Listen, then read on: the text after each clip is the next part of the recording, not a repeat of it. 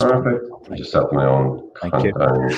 Good afternoon, ladies and gentlemen, and welcome to the Open Orphan Investor presentation. Throughout this presentation, investors will be in listen-only mode. Questions are encouraged and can be submitted at any time via the Q&A tab situated on the right-hand corner of your screen. Simply type in your question in the box below and press send. The company may not be in a position to answer every question it receives during the meeting itself. However, the company will review all questions submitted today and publish responses where it's appropriate to do so. These will be available via your Investor Meet company dashboard. I'd also like to remind you that this presentation is being recorded. Before we begin, we'd like to submit the following poll. We would be very grateful if you could simply click yes, no, or indeed do it later. That would be very kind of you. I'd now like to hand over to Cathal Friel, the Executive Chairman of Open Orphan PLC. Good afternoon, sir. Good afternoon, and thank you very much for having me on. The floor is now yours. Thank you very much. Okay. What I'd like to do is bring everybody through about 15-20 minutes of the slides. I think a lot of people already know the Open Orphan story, and then allow plenty of time at the end. I've already seen there's a lot of questions.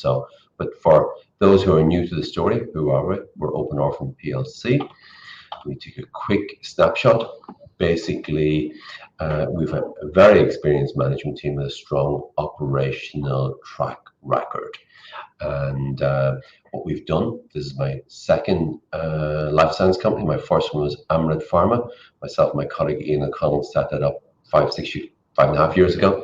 We put in a very professional management team. We stepped aside, and Amryt did 150 million revenues last year, so it's been pretty successful. It's also got 250 million bonds, so it's about a 500 million EV company.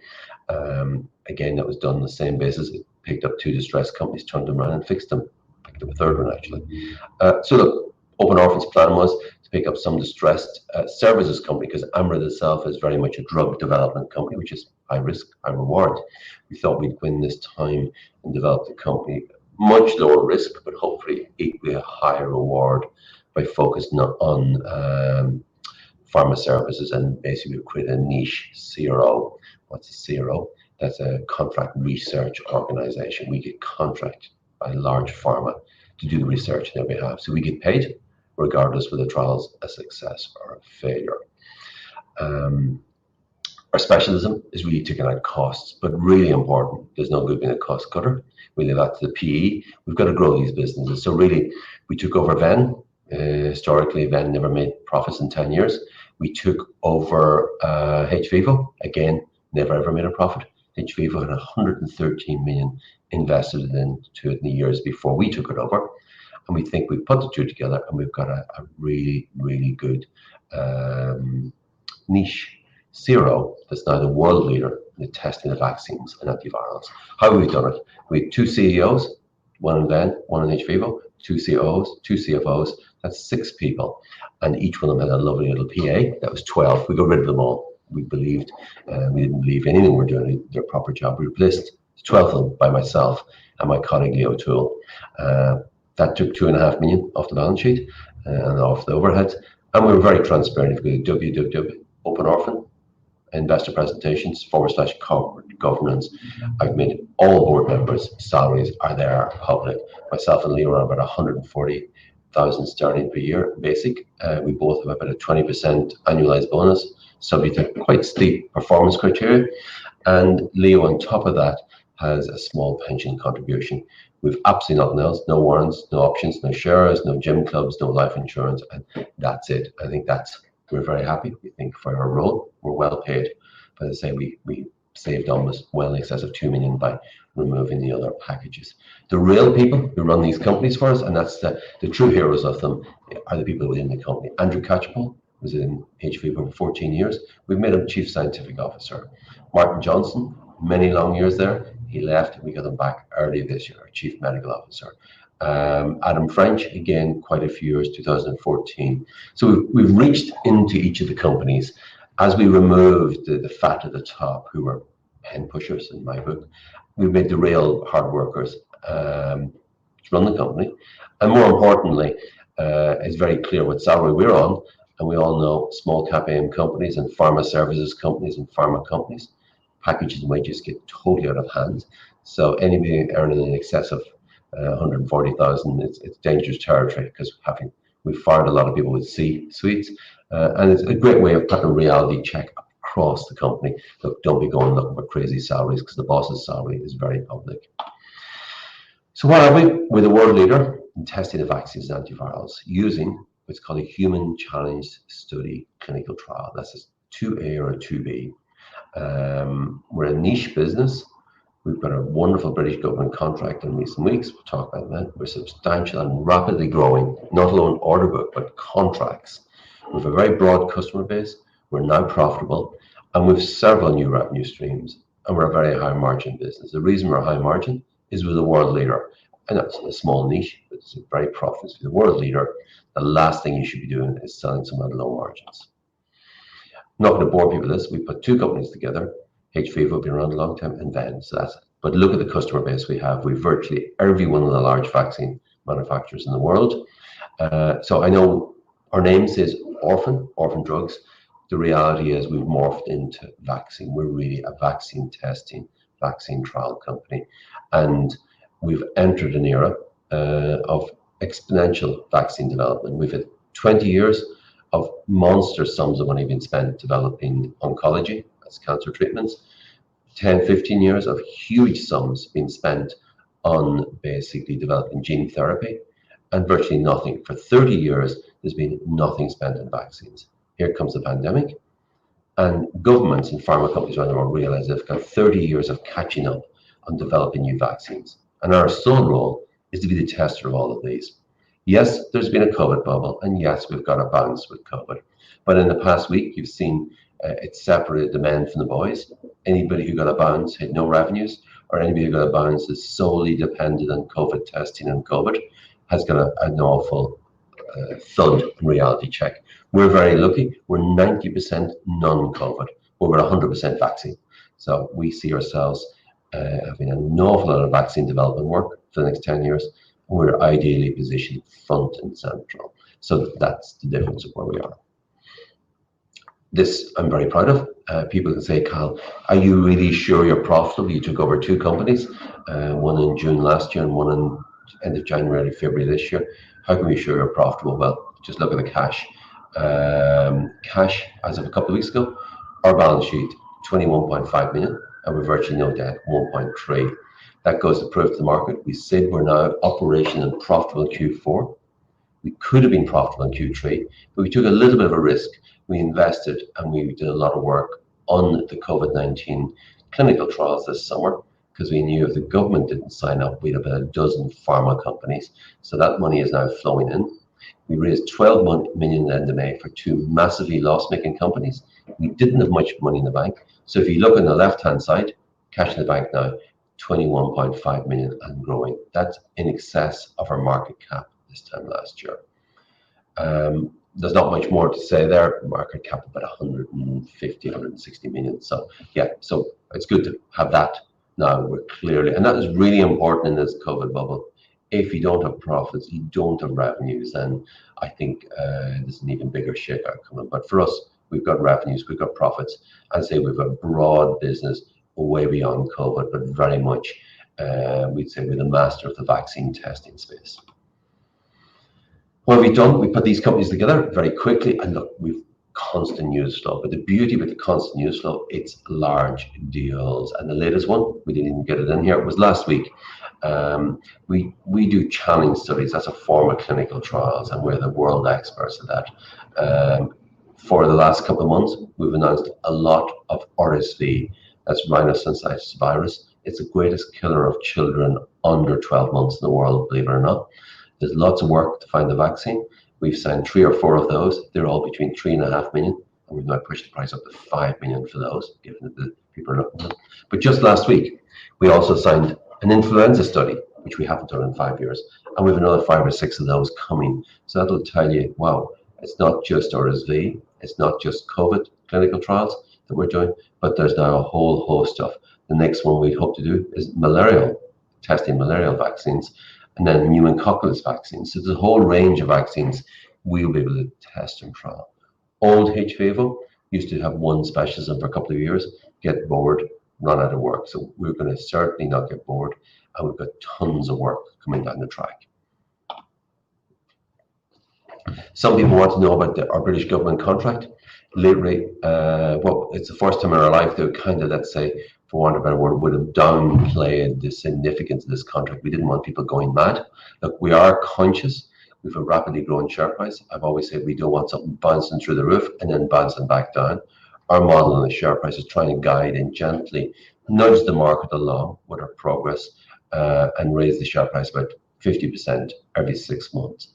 And how are we doing that? Is doing good deals, profitable deals, and growing the business. So the human challenge model, the British government contract as of 2 weeks ago, it was in actual fact at 40 million. And that was if you read the RNS properly. It was initially, what it said, it was a 10 million contract starting immediately. We've been actually working on it for 3 or 4 months. And on that contract, 2.5 million cash up front as a deposit. And the rest of the 7.5 will come in between now and about February or March. On the same announcement, it said we got 7.5 million in non-refundable deposits for 3 more COVID vaccine trials. Each of those trials are about 10 million. So put the sums together, we have 3 more contracts, 2.5 million each, 25% deposit. That's another 30 million work. So that's quite a nice piece of work. Now that is very much front and central COVID. With the Pfizer vaccine this week, which is fantastic news for us, for the world. It did cause a bit of a global COVID bubble, not necessarily the pop, but to slow up somewhat. But from our perspective, we think that's wonderful news. We need this vaccine. There's more. Moderna hopefully will be out in the next couple of weeks, followed quickly thereafter by the Oxford or the Cambridge Oxford. Keep mixing two of them up. GSK one. And then I think every month, down the summertime, there'll be another one approved.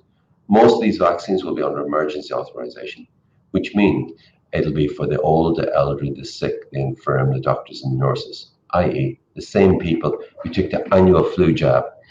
So going forward next summer, I think governments will say, those who take the flu jab should now take your annual COVID jab. And annual being very important. Most of the new COVID vaccines will last for about a year. So that means there's going to be a second wave of them, and we're already starting work on testing the second wave, which will maybe give you 2 or 3 years efficacy. And then there's another series testing one COVID vaccine against the other. They're called head-to-head studies. So there's still a lot of work to do testing COVID vaccines. COVID is not going away anytime soon, but there's a lot of solutions to it. But along the way, we also find a huge balance to say there's an awful lot more vaccines under development. Pfizer signed an Rsv vaccine study with us 6 weeks ago. This summer, Pfizer announced 3 phase 3. One of them being that Rsv study, second one being a COVID, and the third being pneumococcal. That is 3 vaccines Pfizer's developing to phase 3. That's more vaccines Pfizer are announced this summer than the previous 10 years. So that's what I'm saying. We're entering the decade of 10 years of exceptional development of vaccines, and it's a fabulous place. We want to stay specialized. We don't want to go wild. We're not going to do any more acquisitions. We want to sweat these assets and keep growing the business and take no substantial risks. I'll not bore that. Challenge studies, you can go to our website. All of this is on www.openorphan.com/investors presentations. That's really how a challenge study works. More details on a challenge study. Our laboratory service and testing capability. Another area the former management team spent no time developing, and that's an area we're now growing and very substantial revenues, and that's contributed to us to being a very nice, profitable center to the business. Really exciting piece. There's again, some friends said acquiring hVIVO was probably the most exciting deal and luckiest deal I've ever do. Bear in mind, when we acquired hVIVO in January, it was pretty close to being bust. We ended up having to pay the payroll in February and March. hVIVO wasn't able to pay their own payroll. That's how tight they were in cash. And even worse, when we got in, their clinic was empty and they had no projects, nothing for February, March, April. The first thing I did, I got to Spain. There was a major client talking to them, and we cut a deal, and that was with Mab Science and UCAB. And every month since then, big part of my job is closing deals and making sure they get increasingly better. So even though I'm an executive chairman, which really means I'm the CEO, I'm also the head of business development, and That's the critical aspect. We're a pharma services company. We're not closing deals. We're not doing our job. But along the way, we've also said we're very interested in data. The original open orphan model said we're going to build a genomic health database that was basically very much data driven. However, hVIVO already has the world's largest database of infectious disease progression data. They never monetized it, but give the former management, they did preserve it, they have it. And all we've done, we've taken that data, and really what that data involves, what happens to your body when you test and we infect a human body with a virus. That's how we test our drugs. We actually, and for the 2 weeks with the volunteers, and we know everything is happening that body when it's in. So, for instance, our new COVID trial going forward, we're putting wearables on all our volunteers, so we not alone know it by the hour. Up to this, we had the hourly data. We'll have by the minute, and the data we collect is blood oxygen, RV time, heartbeat, body temperature, and movement. What does a new Apple Watch do? It has a blood oxygen meter, oximeter, it's better known as. It has a heartbeat monitor, a core body temperature monitor, and a movement. So we can tell if we marry a wearable, a smartwatch, with our data.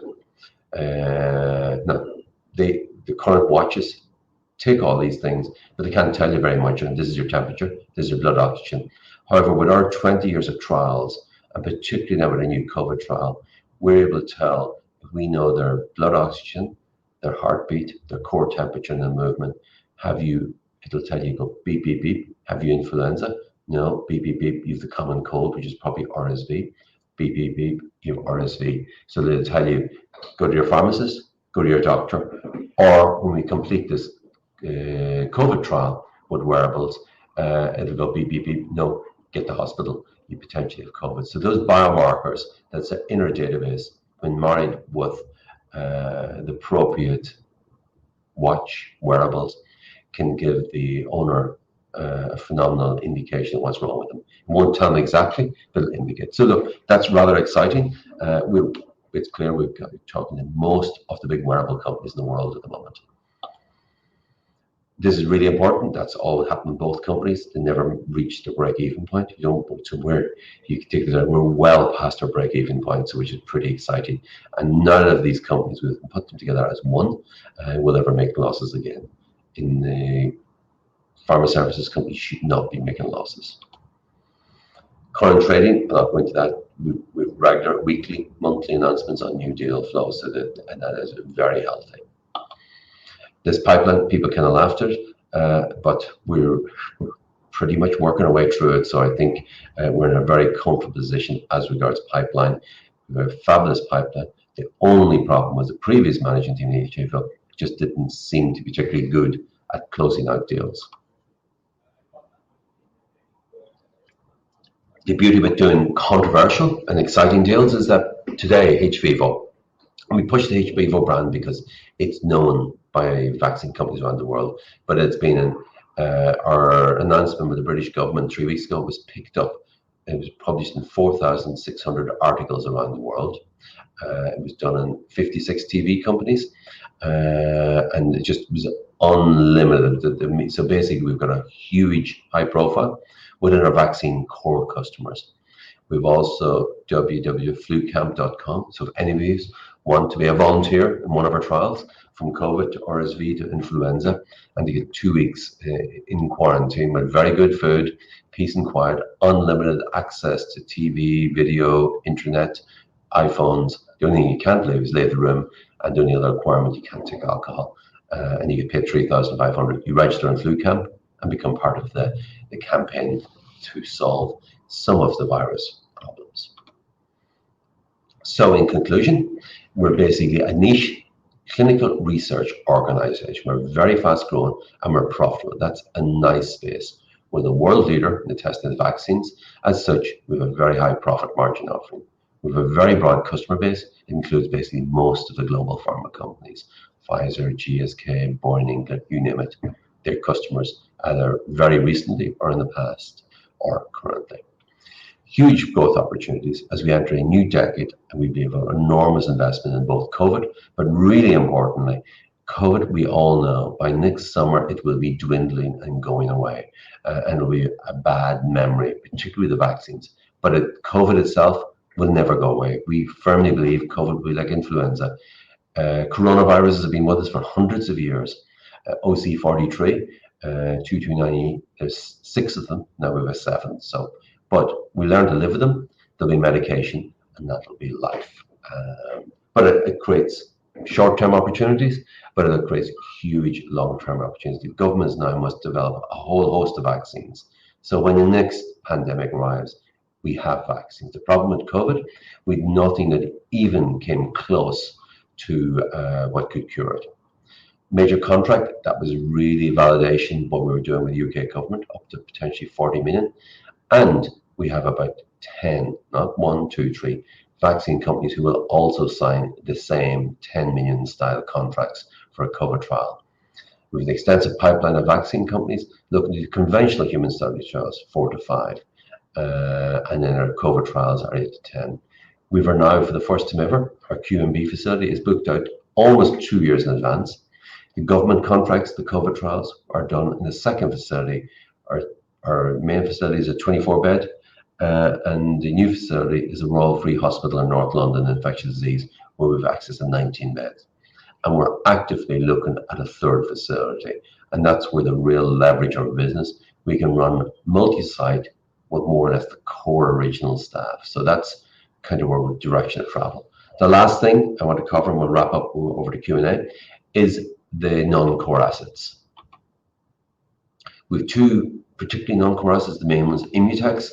It's got a phase 3 ready universal flu vaccine, and it's got a phase 2 ready universal mosquito vaccine. There had been a competitor product called BioNvax listed in NASDAQ, had run up to about $500 million market cap in recent months. It failed. This is the reason I don't like developing pharma products. I much prefer, because half my life savings tied up in this company, I much prefer to be in the pharma services, high profit, high reward, minimal downside. If any of our customer trials fail, it doesn't affect us. However, we do have these non-core assets. Our friend Neil Woodford bequests them to the company. He gave them 113, and some of the money is wasted, some went here. So we made it very clear. This Immutex asset is non-core. We've given ourselves 6 months. I think we're about 3 months into that. So there's 3 or 4 months left. The clock is ticking, folks, to find a home. Either sell it for cash or reverse it into a NASDAQ SPAC. So that's watch that space. I'm very conscious the clock is ticking. There's nothing like having time frame and a deadline to hit. And trust us, we're getting there. We also have Prep Pharma. It's a much smaller non-core asset. And again, clock is ticking. We own 62%. And so the one that can really move the dial for us is the Immutex. Regardless of what we get for any of them, it'll be paid out if we sell them for cash, it'll be a pure dividend or a share buyback or some way of getting it directly back. If it's a stake in the NASDAQ company, it'll be dividend species. So people who own Open Orphan will now hold a share in both Open Orphan and equally a share and hopefully a NASDAQ listed vehicle as well. So without further ado, that kind of brings us to Q&A, and I'm just looking at the list. That's brilliant. So, Cahill, let me just give you a few moments just to review those. Ladies and gentlemen, please do continue to submit your questions using the Q&A tab situated on the right-hand corner of your screen. But as we mentioned earlier, due to the significant number of investors on the call, the company may not be in a position to answer every question it receives today. I'd also like to remind you that a recording of this presentation, along with a copy of the slides and the published Q&A, can be accessed via your Investor Meet company dashboard. I'd also like to remind you that your feedback is important to the company, and immediately after the presentation has ended, you'll be redirected for the opportunity to provide your feedback in order that the company can better understand your views and expectations. And we would very much encourage you to do that if you could spare the time.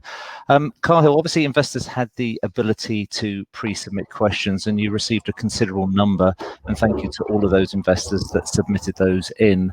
But I think what we've done here, we've kind of condensed them into 4 different areas, and perhaps I could address these. And I know you've touched on these matters within the slides, but perhaps if you can just put some context around that, that would be great. Sure.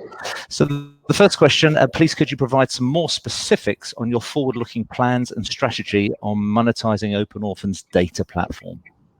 Yeah, what we said there quite simply, it's kind of one had designs on, we believe, going forward.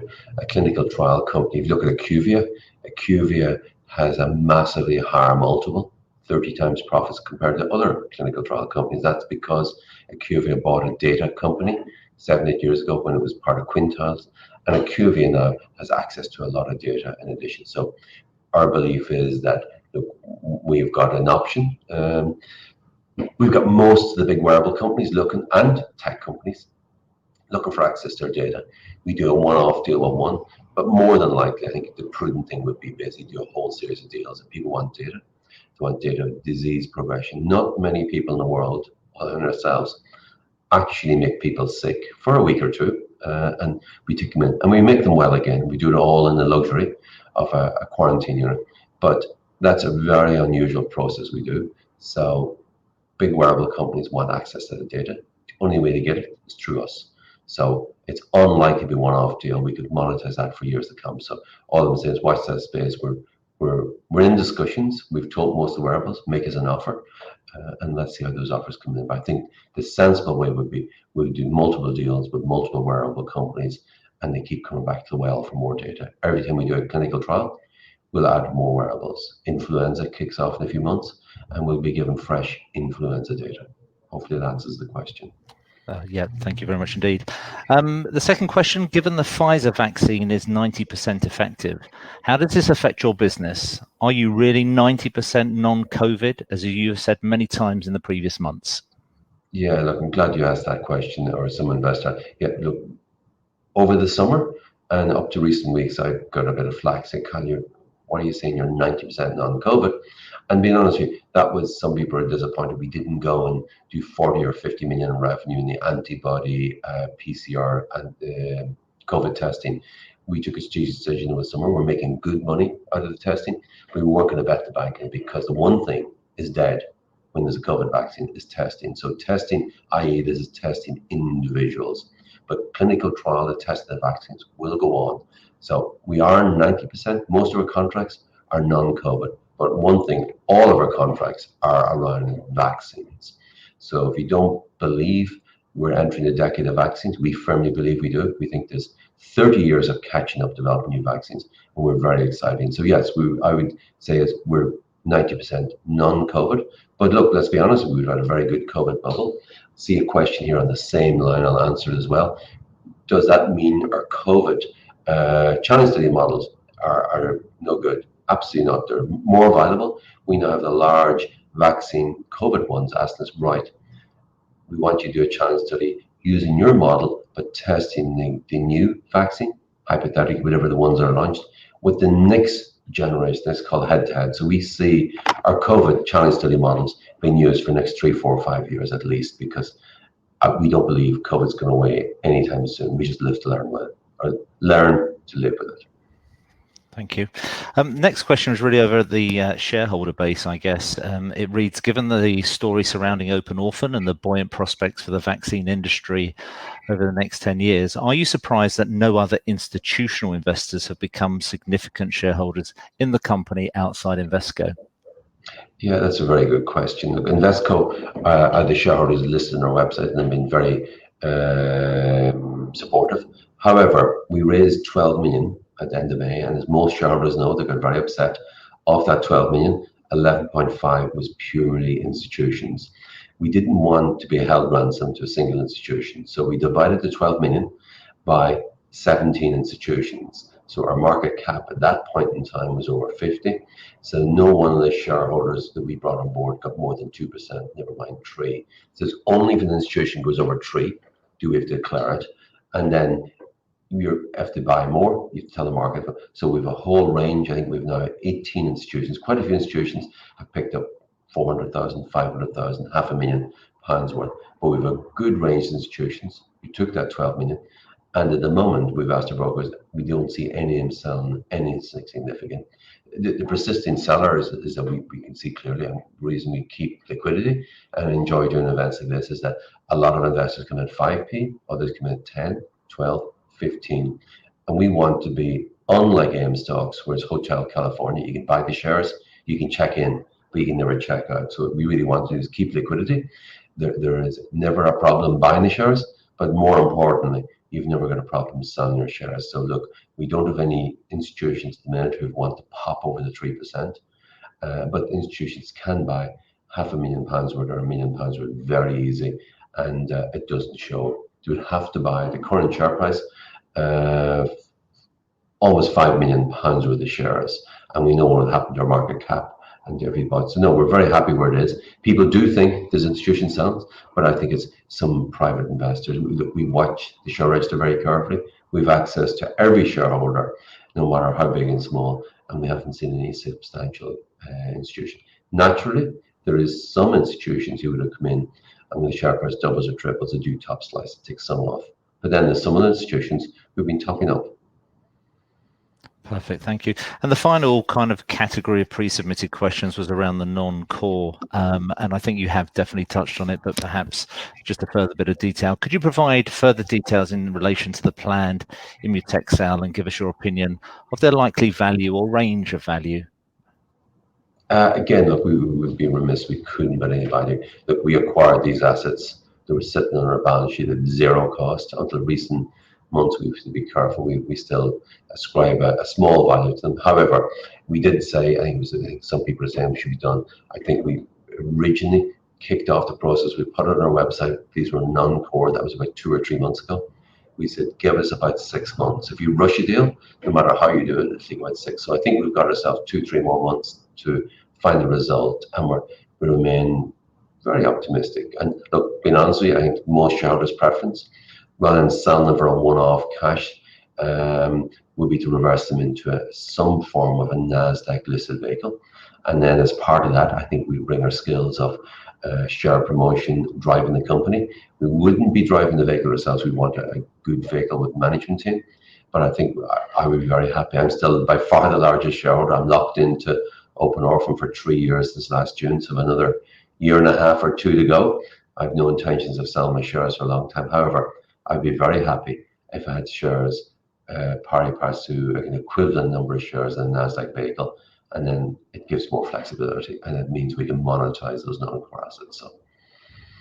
Thank you very much indeed, and thank you to all the investors that took the time to pre-submit questions to the company ahead of today's events. And as we said, these will all be published along with the questions that we're now going to address that have come in during the meeting on your dashboard. So Cathal, if I could ask you to click on the Q&A tab, and this is where it gets all a little bit, because you've got lots of questions, probably talking about the same different topics, some which you've covered through these pre-submitted questions as well. So perhaps if I could just hand over to you, could I ask you to read out who the question's from, if you wish, and certainly if you could read the question, that will be great, because no investor can see the questions that have come in during the live event, and I'll pick up once we get to the end. So thanks very much. Okay, thank you very much. Yeah, let me scroll down to, and then look, I won't dwindle. I know I'm talking about 32 minutes. It's a Friday evening. I'm pretty chilled. I'm here in a nice warm office, and I'm not rushing anywhere. But I'm conscious people don't want to be dragged on too long. Let me scroll through some of them. Quite a few of them, I think, in my presentation. So there's 3 questions from Attab about the Immutech sell-off, how far down the road. Like, we're well down the road to answer that. We said it'll be at 6 months. We're about 3 months in. Give us another 3 months and we'll see where we are. We're increasingly confident. Something about you're recruiting a lot of staff in Belgium and USA. I think some of these there's recruitment sites saying we're recruitment. Look, we are recruiting a small amount of staff in London, but the USA is definitely wrong. That's not, and we're not recruiting in Belgium either. So I think, look, we will not, if we're going to make a success of this business, we've got to sweat the assets. We do not want to be recruiting too many more staff. Another question at Aftab. What is the timelines and process for a data sale to wearables? Look, that's work in progress, and we've made it clear to wearables, make us some offers. Over the next month or 2 or 3, we'll be working our way through those. The wearable, we're dealing with very large, tens of billions market caps. None of them will just sign up for a deal tomorrow or next week, but that's well underway. And say, watch this space. We're the only people in the world that have that disease progression data, because the uniqueness, our volunteers, we deliberately make them sick for a week or 2, We make sure that they're very well when they go home. But in the process of making a mistake, we collect a lot of data. So there's not many places in the world, you can collect the data, and we're one of the few places in the world that actually does that. Dave G asks, how are you protecting your databases from data from hackers? Well, bear in mind, our regional database, Maurice Tracy, one of our colleagues, set up a company in Dublin called Genomic Medicine Ireland, GMI. It was sold for $500 million to Wuxi, which is a Chinese company. But along the way, they would have spent an awful lot of money developing a data platform. We were very lucky. The small tech team that built us the similar equivalent one at a fraction that we paid for and built it before we did IPO. And good about my personal cash paid for that. And we believe we've got a Rolls-Royce database. It was only built in recent years that nothing is ever hacker-proof, but it's pretty good. The beauty about the data we have is that hackers don't generally come looking for it because who's going to buy it? Big pharma or big tech. It's not like we never hold credit cards. We don't hold things like that may be of interest. The data we have, we'd have minimal to no interest to hackers, because imagine turning up to one of the large pharma companies or one of the wearables, one of these dark websites saying, oh, we've got all this dodgy data, give us cash. Like, we know the pharma companies and tech that call the cops. So yeah, we're quite lucky. The data we have is generally not of interest to hackers. Hackers want financial data, which they can sell to other hackers who can do what hackers do. Scrolling down, JC, hi Cathal, have you thought about taking ORF to NASDAQ as well as Immutex? Yeah, well look, there's a really good example. This is my third public company I've set up and run. Let's be honest, the first one I did was Fast and Oil and Gas. We got it 100 million. It wasn't a success, hands up. I made some errors. But oil and gas, we did the IPO in 2011. Oil price was over $110 a barrel. Within 18 months, oil prices collapsed below 40. So I folded our tent, saved the shareholders cash. We didn't get a return and changed the name to Amrit Pharma. And today I remain one of the larger shareholders in Amrit. I never sold a share. In actual fact, I bought more shares. But Amrit management team told me, oh, it's a bit like Rodney and Delboy, one day we'll be rich. So the Amrit shareholder or management said, Carl, wait, once we go on NASDAQ, we'll be all rich. The share price will go up 10x. Funny enough, Amrit listed in NASDAQ and the share prices moved sideways, if anything, down sideways. The management team used a bitch with AIM. I actually love AIM. I think AIM is a wonderful market. If the management team do what they're supposed to do, keep costs down, run like hell, it is the alternative investment market. That's the fast growth. So my belief, AIM was set up day one, get big fast and graduate to the main board or get sold. So AIM is not for hanging around. So I think AIM is more appropriate. NASDAQ is probably appropriate for our Immutex because, yeah, they like high risk, high reward. So I think it would be quite exciting if we can get Immutex into a NASDAQ vehicle.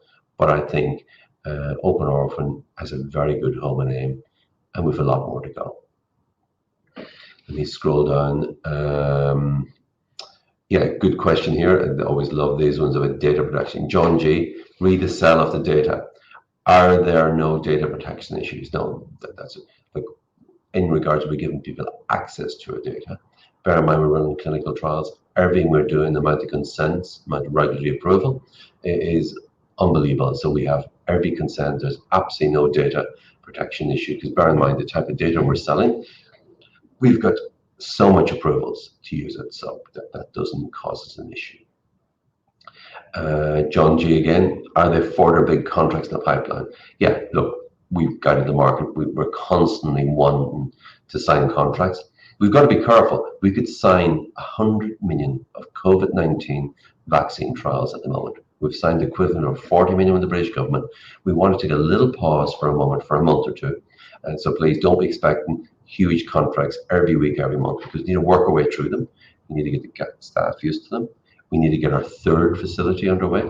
And at the moment, we have, if you go back and count, we've a lot of contracts underway. We're working our way through them. But yeah, we could sign so many contracts. The worst thing we could do is sign too many contracts where we're becoming almost, we're playing a little bit hard to get with some of our customers. If you notice, our challenge studies started out in March at 3 million. We've now got them up to 4.5 million for the same piece of work. So that's called inflation, which are margins for us. So yeah, there's plenty more big contracts. I repeat, we could sign in 10 COVID-9, despite the vaccine coming. There's still companies need access to challenge studies to really see, does it work, how effective it is, and more importantly, to want to test the next generation of COVID vaccines against the current one. So lots more big contracts, but let us work through some of the ones we have. And then, don't worry, one part about we'll keep announcing news flow. Kevin B, is the company aware of persistent sellers suppressing the share price? Is this seller an institutional seller? Is there any plans to get further institutions? Look, we're always talking institutions. Institutions hate crossing 3% because then it's sent a TR1, and then if it takes some profit, they go down below and their name's up. So we've got plenty of institutions. We're not at liberty, but if somebody really does a company office deep dive, you'll find them and see them there. We've got a very large range. Say we've got 16 institutions come in May.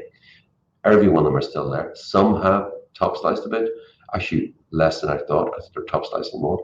But we have a lot of our own retail. We have a fabulous retail following. And I'm the first person to encourage retail to take profit, take some out, and encourage more retail coming in. So that basically we keep a good, healthy flow of buyers and sellers. I know some days, some people think there's institution, but believe it or not, some of our investors who would have put 100,000 in, not this time last year, December, you could have bought a share price of 3.5, so that 100,000 is now worth 750,000. If you think you could have bought shares Christmas week. The market panicked Christmas week. I made a mistake. I said I was stepping back from being CEO of Open Orphan and getting Trevor Phillips to be the chief executive over Christmas week as part of taking HVO, and our share price collapsed from 5.5p to 3.5p. And we had a very urgently late December, Jen said, well, hang on, folks. I didn't know that I'm going to be executive chairman and a very hands-on executive chairman. And usually there's never room for a CEO and an executive chairman. Executive chairman is a fancy name for CEO. In actual fact, I'm also COO. So yeah, look, we don't see any persistent large institutions, but the people take profits. Yeah, lovely question. Nathan R. Can CHIMs, challenge studies, be used to test antivirals due to the launch and development of the same way as they be used to test vaccines? Would this further boost demand for CHIMs and quarantine facilities? Absolutely. The problem with hVIVO in the past, the reason I spend most of my time now in the hVIVO clinic, I'm very hands-on, or in the office in London, and that's Monday to Friday. And that's, I've told a lot of staff, I spend more time on a weekly basis than maybe some former management team spent on an annualized basis, walking the floor, seeing what they're doing. But the really interesting part is that we're doing a great business at the moment, testing vaccines, testing RSV, testing influenza, testing pneumococcal, hopefully testing malarial vaccines. But antivirals, when you're sick, vaccine stops you getting sick. But when you do get any particular thing, we saw our friend Trump, the first thing they gave him was antivirals. So yeah, so I look at our name, we're the world leader in the testing of vaccines and testing antivirals. So watch this space in there early in the new year. There's a lot of business development coming through on the testing of antivirals. And we're trying to get a lower cost way of running those trials so we can put them through. In the past, human challenge studies, I can equate it to, it was almost like a first class airfare. It was very expensive and took a while. We want to bring challenge studies to an EasyJet product. It's affordable, it's quick, it's fast, and it's profitable for all pharma companies. The problem in the past, not a lot of vaccine companies, not a lot of did human challenge because it took a long time, and there's only one proper centre that was in our centre in East London, Whitechapel. As of today, we've got two. We're using them all free, and I'd hope early in the new year we're going to have a third, and that might be interesting news. So we're not going to waste shareholders' money buying one or leasing one, but there is an ability now. We're training the staff to run multi-centre, and that's where we get the real bang for the buck. Next year we can actually run 3 or maybe 4 with almost the same amount of staff.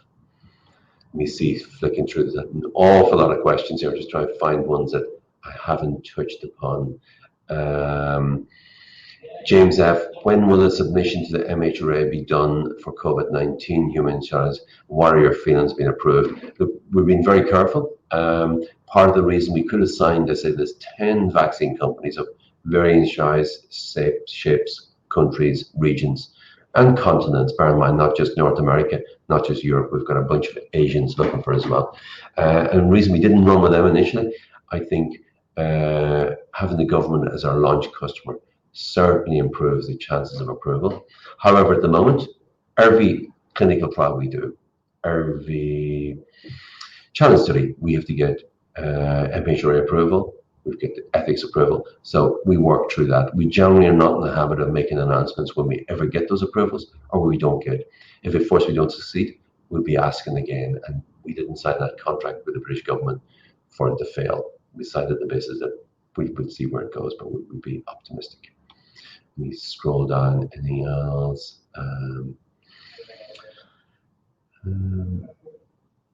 Again, somebody asked them when we're going to likely ethical and regulatory. Look, the reality is we don't update the market. We signed that influenza study last week. We're in the process. There is a certain number of days for ethical approval and for MHRA approval. So we don't come back to market and say, well, we have or haven't. If it's a real game shifter, we would, but look, when we're dealing with regulatory bodies, they don't like feeling under pressure. Oh, when's it coming? When's it coming? We like dealing with the regulator. And the company's a long history of doing with the regular ones. If we do with the regular ones, we generally will get approval.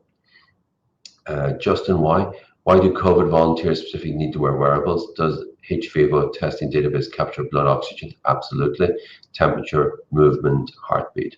Volunteers won't have worn wearables for previous data. Yeah, that's where the real value in the company at the moment, well, it's a huge value, untapped. Your new Apple Watch has a blood oxygen meter, has a heartbeat, has a core body temperature and movement. Take those 4 biomarkers, and if you have it in a challenge study, you can almost tell, have you a flu, common cold, RSV, rhinovirus, or COVID. So that's pretty interesting. So that's where, for the first time ever, all our volunteers are wearing a wearable. What is a wearable? It's a patch on their arm here. It's a sticky patch with Wi-Fi and Bluetooth on it. So there's no cables. It's very simple. And from the minute they enter, 2 weeks later, we have every detail on those 4 or 5 biomarkers. So yeah, and again, that's what I'm saying. IQVIA is probably the world's most valuable CRO, and it's on the highest multiple. And that's because it has data and it makes the data available, but at a price. So we'd like to be having a significant price for our data. Let me just see any other ones. Yeah, I love this. Hans F.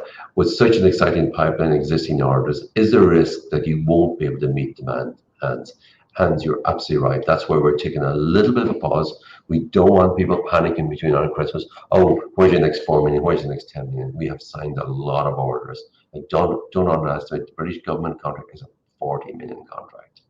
That's more than twice the revenues HVAV ever did on a good year. The initial 10 million, we're well through it. It'll be done in full March, April time, and then we'll crack on with each of the 10 million. So look, we're not saying there'll be no news flow, there will definitely be news flow, but let us work through the pipeline and say tomorrow morning we could sign up 10 more COVID. Despite the Pfizer vaccine coming, which is wonderful news, there's still a huge appetite to test vaccine.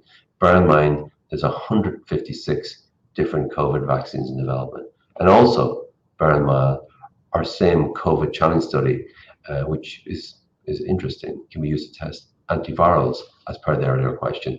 And at the moment, other than the Gilead Remdesivir, there's very few antivirals. There's room for 5 or 10 antivirals in the market for COVID. So I think we're certainly entering a really exciting decade for antivirals and vaccine development. Mike F, can you explain more about the recent patent? Look, if we see an opportunity, it's usually data oriented. Biomarkers, we can capture biomarkers, provided we patent them, that's ours. The world doesn't realize Amazon, the single click is owned by Amazon. Nobody else in the world that says, do you want to buy the single click? That was patented by Amazon when they thought they were mad. So they're the only company in the world, when you go to order something, if your credit card is preloaded, it says a single click, can you complete your order? So yeah, you'll see us, we don't spend too much money in patents because we're not an IP company. But yeah, you will see us occasionally filing low-cost patents. It kind of gives us more control on our data. Ian J, Why doesn't Big Pharma take you out? Used to say they're not talking to us. That's what I'd say.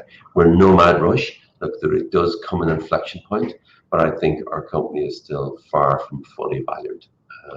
And by the way, Big Pharma would never buy us. It would be big CRO, clinical research organizations, clinical trial companies, big pharma services. Big Pharma wouldn't want, because they have enough to do. They have their own product. And that was the problem. The previous management team, you either be good at providing services or good at product development. You can't do both. So Big Pharma are good at developing high risk, high reward products. We're good at developing the services. And there's a lot of big clinical trial services companies out there. Some James F. What's getting done in Lander, Wyoming, and also Antwerp? Seems a lot of recruitment going on overseas for HV. Yeah, look, there's a lot of recruitment companies, I think, copy and pasting. We are absolutely looking for nobody in Lander, absolutely nobody in Wyoming, absolutely nobody in Antwerp. We are looking occasionally for a small amount of people in London, but look, I sign off an Rsv job. I usually fire more people than we hire, because I just think we've gone beyond the point of farm. We've taken the fat out. But no, we are not hiring extensively at the moment, and there's no plans. We want to sweat this asset, and we're far from sweating it. Good question, Michael R. For say a 4 million Rsv contract, is that allocated internally between hVIVO and Venn, or is it all hVIVO? Yeah, the average non-COVID contract is about 4. We're kind of squeezing up to 5 million as well. Influenza is quick and cheerful, is 2.5 to 3 million. But for those, the bulk of that goes to hVIVO. But for all clinical trials, there is a data management. It's called a biometry, primarily biostats and data management, between 5 and 10%. In the past, hVIVO didn't do that. So between 5 and 10% went out the door to a biometry company. Biometry is a very, very high margin business, very skilled. The kind of, let's say, mad scientists in it and data scientists. And we've got a great core group of those in the Paris office. We let most of their colleagues go, but it's funny, the group we've left in Paris, they've worked together as a team for over 20 years. That were called originally Cardinal Systems. So yeah, instead of up to 10% of our revenue going out to a third party and losing that gross margin of at least 50, 60, 70%, that's now provided in a large part by our Venn team in Paris. So that's pretty cool. So it's allocated 90, 10% to Venn. So that's it. Just scrolling down, there's a lot more. Yes, good question. Look, we have, I keep saying now, to really scale hVIVO, it's Cormac O. Hi, Cathal. Thanks for the presentation. What are the developments with the facility usage in the USA and Australia, please? Thanks, Cormac. Yep. The company for a long time had a single facility in Whitechapel. They spent a lot of money, 25 million developing it. There is other quarantine units around the world. There's one other one in the United Kingdom. That's the Royal Free Hospital in North London. We now have access to that one. It's got 19 beds. We'll see how long. I think we'll have it for quite a long period of time. It has been grossly underutilized. Most use was the nurse from Scotland who caught Ebola some years ago in West Africa. It doesn't get used. So we're doing most of our COVID work and the government work in there. However, there is one on the continent. Again, we nicked most of their staff. They used to be our largest competitor, so now they're no longer, they don't have their staff. We hired 7 of them through the CHIM agents. And yeah, there would be conversations about, guys, we have your staff, they work for us, they seem to like working for us. Can we use the facility you used to run? That's the kind of conversations going there. And there's one in North America, and there's one coming out of the ground in Australia. It's no use building these facilities. You have to have A, the staff, B, the challenge agents, which is the viruses they use to infect the people. And then you need the challenge model, that's the characterization. Then you need the standard operating procedures. Then you need the protocols.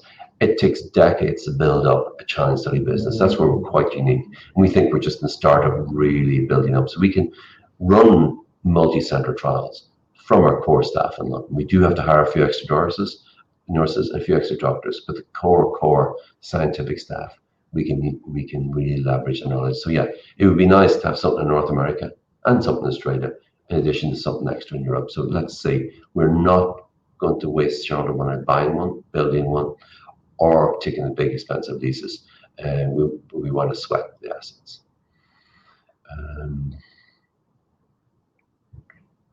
Colin K. Afternoon, I appreciate the ongoing short-term goal to increase the share price by 50% every 6 months. What's the bigger picture, long-term target? Is it to become a billion-dollar company, or do you think it could be acquired before long? Thanks, Colin. Yeah, look, my plan is at the moment, originally we put these two massively loss-making companies earlier this year so that we can fix them and sell them for 80, 90 million, 100 million would be doing well. That's when our combined valuation was 30 million. So I was looking at 2 or 3 times our market cap. We're now at 150, so sure as hell we're not selling for 100. I think we're at the moment, if we can keep growing the share price by 50%, keep liquidity, allow investors to come in, as some investors make money, and I say some of the biggest people who were selling were people who bought shares Christmas week at 3.5p when they saw 25p. If you do the sums, it's pretty tempting not to top slice. And somebody put 100,000 in at 3.5, suddenly has 750,000. That's pretty well. So there you have somebody maybe selling 3, 4, 500,000. It looks and smells like an institution, but it's just a very, very lucky retail customer who came in early. So our plan is not to get distracted by looking for a sales process for the primary company. We will sell and monetize every non-core asset. Everything gets sold. All those non-core, Immutex gets sold, Prep gets sold, and the data we will monetize, sell it maybe slowly but surely. But the primary services business, we will keep growing. And if an offer comes in, we won't be backwards coming forwards. But we don't want to have an obsession with selling the company. A, that upsets our wonderful staff. And B, look, if you build a great company, who knows what happens. But as long as we keep growing that share price by 50% every 6 months and keep liquidity, I think that's the best thing for it to do.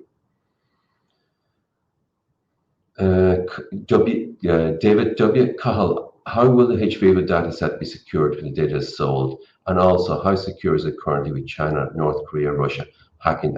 But I said that hackers are after financial information and sell to other hackers. I don't think we have much interest from North Koreans or Russians looking for data. I don't recall them developing much with extensive data products. If we're a financial services company, yeah, but no, we do have hacking, we do have people, we have very secure databases, but no, that doesn't strike us as China, North Korea, Russian. We don't see, I don't want to be derogatory, I've never seen hacked pharma data end up there or being monetized there, so that doesn't appear, that's not a major concern. We watch carefully. Brian C. Seeing your attractive margins, how will you maintain barriers to any competitor entering your unique space next 2 years? Cybersecurity. Yeah, look, we've great margins. Barrier to entry, I think I've covered it. You have to have the protocols, you have to have the SOPs, but really importantly, you have to have a suite of challenge study models. We acquired 6 from Neil Woodford, and he spent 25 million developing them. And it's not just time. Develop a new virus. The only reason we could do the British government one, the COVID one, is because our team worked extensively 3 years on a seasonal coronavirus challenge study model. And funny enough, Andrew Catchpole, Big Pharma laughed at him 3 years ago, said that he thought we should develop a coronavirus challenge study model. So we were able to do that in record time in less than 6 months because it was 3 years work done some years earlier. So the barriers to entry is it takes a long time to build up that set. You have to have the facility, which is very expensive. On average, it's now 50 million to do a 25-bed quarantine unit. But then you have to have the staff.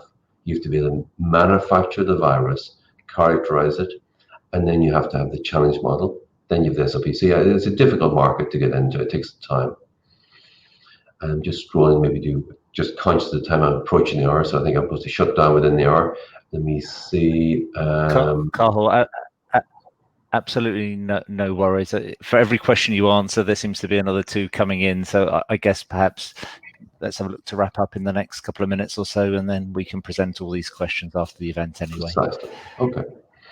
Okay, how about we take one last, this is the very last one on the screen, but then I'll go take one more. Mumman A. Hi, Carl. This literally came in as you spoke 1 minute ago, hot off the press. Oh, it's one more. Are you actually talking to any other governments regarding any challenge studies? Absolutely. North America, if you look at our website, we've actively worked for BARDA and DARPA, that's the Defense Research, so not the same we're doing at the moment. We've had work with, believe it or not, Chinese regulators in the past and currently. and work with regulators in Australia and work with regulators in quite a few European countries. So no, it's a good space.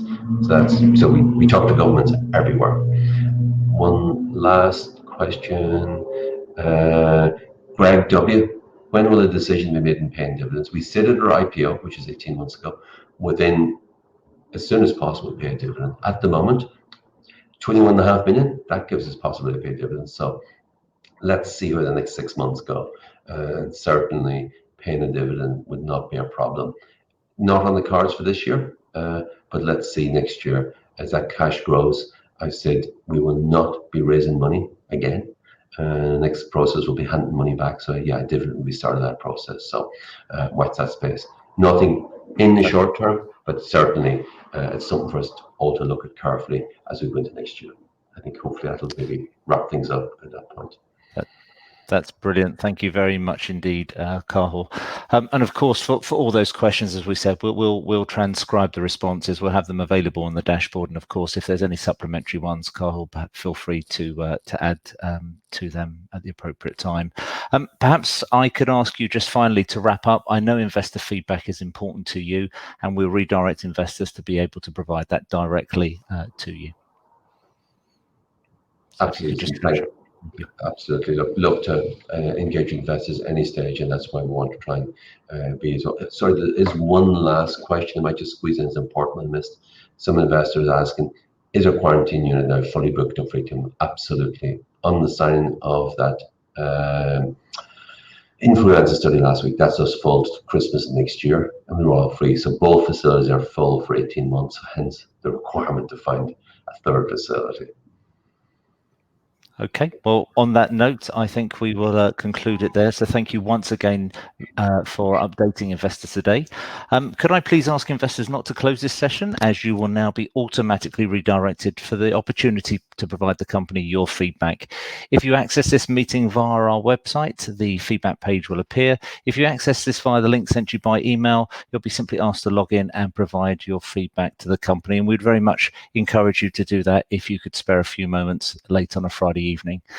Therefore, on behalf of Cathal and the management team at ORPHAN PLC, we'd like to thank you for attending today's event. That now concludes the session. Have a very pleasant weekend, and thank you to all.